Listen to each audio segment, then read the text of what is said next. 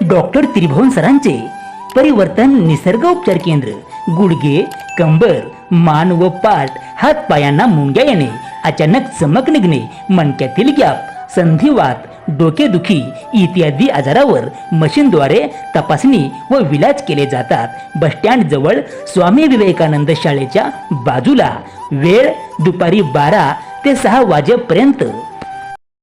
परिवर्तन निसर्ग उपचार केंद्रात उपचार घेतलेल्या या काकूचा अनुभव आता आपण पाहूया. तुमचं नाव सांगा. शांताबाई. तुम्हाला काय त्रास होता? आता तर त्रास होता, असं इथून तिथून असं ठणक लागत होती.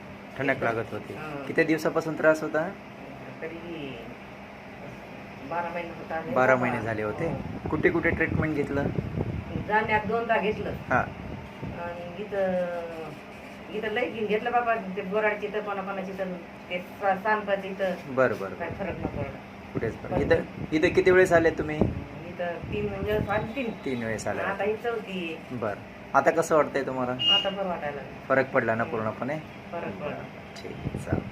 वरती हात होतोय का आता? पहिले होत हां, नव्हतं. असं सर्व व्हायला लागलं. आता व्हायला तर लागलं ना? असं होत नव्हतं हात. हां.